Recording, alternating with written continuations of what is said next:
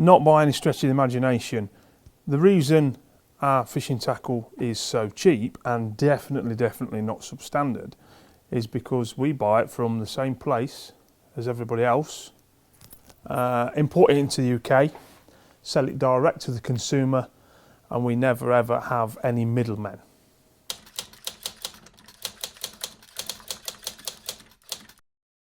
I think what the main problem is that the industry, the top brand names, these high class brand names, are trying to perceive that their equipment is worth a lot more than my equipment.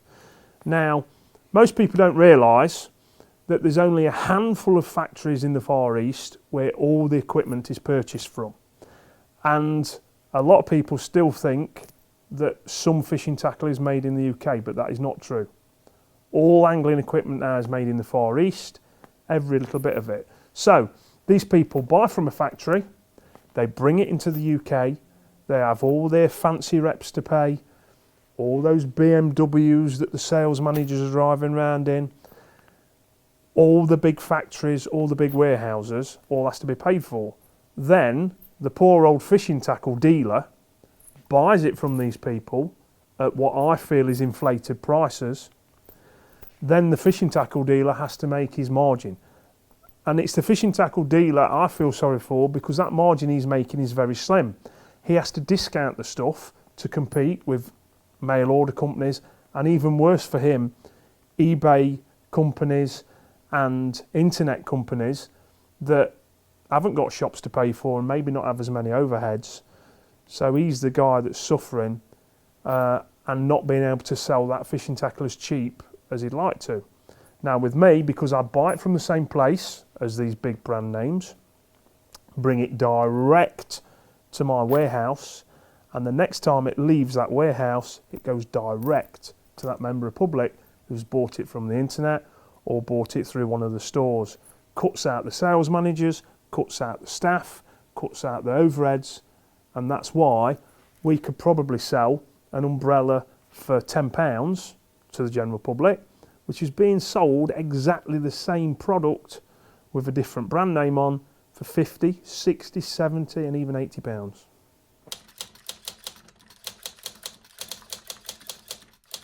Yeah, I do respect a lot of brands, and you know, brands that have been around for a long time. Brands like Mitchell, you know, Shimano, Abu, great brands, but lost vision and lost their way. Definitely lost their way.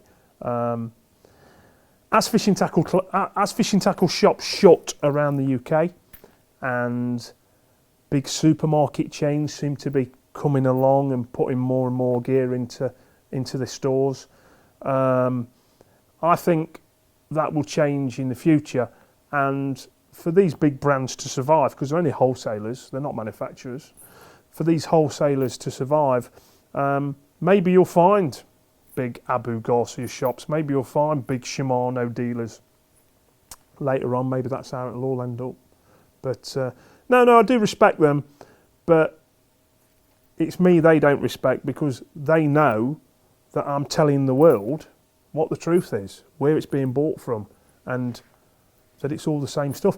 I mean, and you can tell yourselves now, you can go into your own shop, your own local tackle shop, and you can go to, I'm not going to mention any names, but you can go to a section, you know, and take a product off, then go to the next manufacturer's section and take the product off, and the next one, and you'll have 3 book grips, and they're all exactly the same, because they've all been made in the same place, but the price might vary by £2, £3, £4 on a small product. And the general public know this, and they're learning all the time. I'll give you one more example.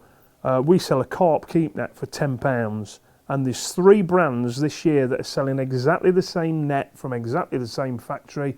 One of them's selling it at 40, one's selling it at 50, one's selling it at £80, the same net.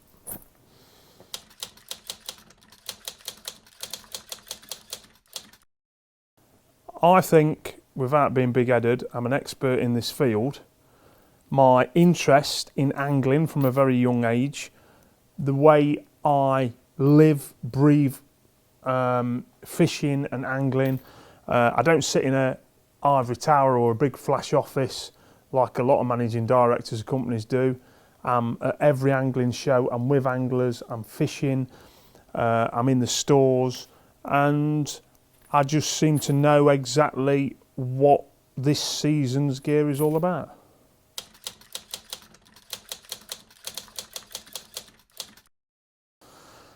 Do you know what? I get that question asked loads of times, and I can't really say what the best item of tackle I've ever sold is, because again, without being big-headed, we've sold some fantastic gear at some really low prices, and if you speak to the general public and speak to my customers, they'd all tell you different things. But if I'd got to nail it down, I think reintroducing the centre pins, especially the Marco Cortese range, has got to be one of them, the best.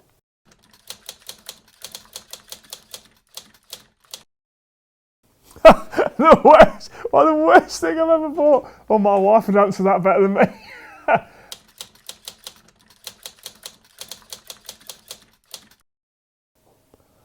The vision was, and still is, to bring in the best, highest quality equipment and sell it direct to the public at the lowest price, making a small margin, but absolutely destroying the competition with our price points.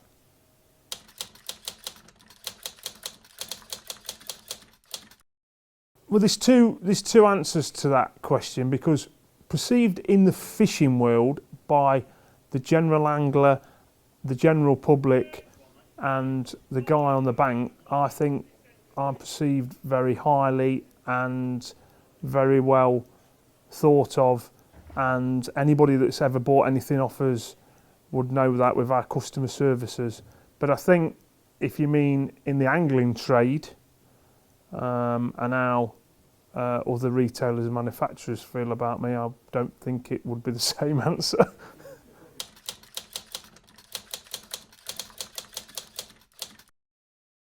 We were going quite well with Used Tackle as a company, buying discount equipment, mainly end of line. So what we was trying to do was go to the manufacturers and say, what are you stuck with?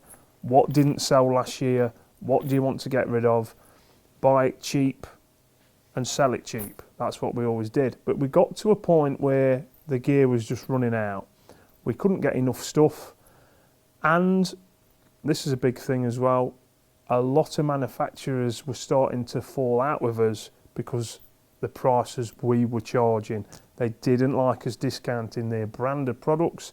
They didn't like us doing what we was doing, selling products cheap. They were closing our accounts because of it, which happens, may be illegal, but it does happen. They were shutting our accounts down. So we decided the only thing left to do was to go to where they buy it from, buy it direct and bring it in and sell it direct to the public.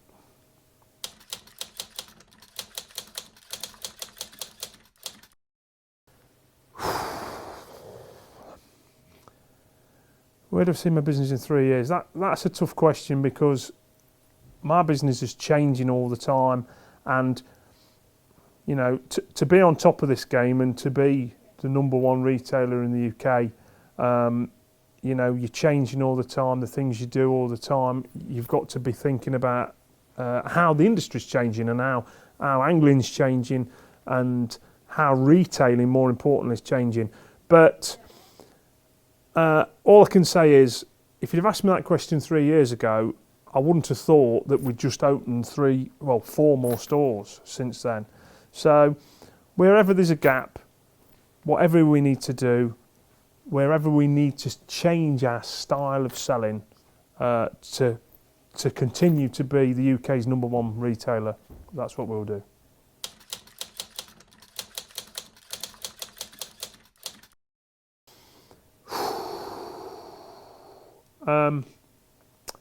I do get a lot of phone calls on a weekly, monthly, regular basis. People saying, "Oh, Roger, I'm thinking about opening a fishing tackle shop." And I just say, why? You'd be absolutely nuts to to open a fishing tackle shop. Fisheries, lots of people want to open fisheries. You know, they certainly aren't a passport to making a fortune. You know, you're very lucky if you manage to make a fishery pay. So for that, I really, to answer that question, I really would not know how to guide anybody, because £50,000 wouldn't be enough in my opinion.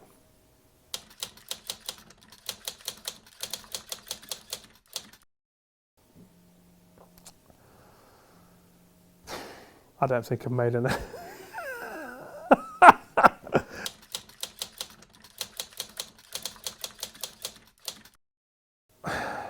You know, I get frightened about change, and you know, Julie pushes me a lot with things like that. I mean, I can remember getting the keys to my shop, my first shop. You know, at the time we were trading on markets and things, and you know, I can remember saying to Julie, you know, I'm really frightened about this. Do you think we're doing the right thing?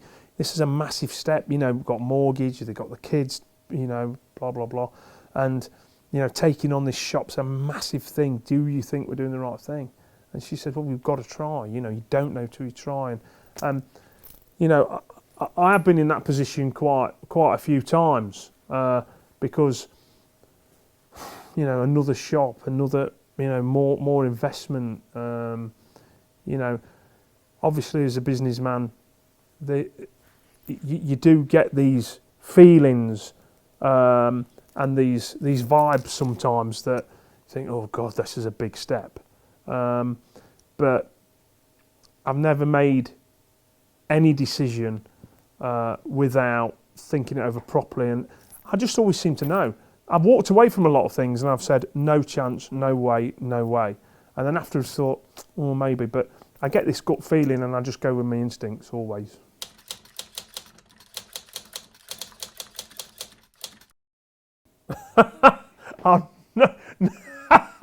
No, do you know what? I think I'm very rich because I've got a great business, got a great wife, I've got a great family.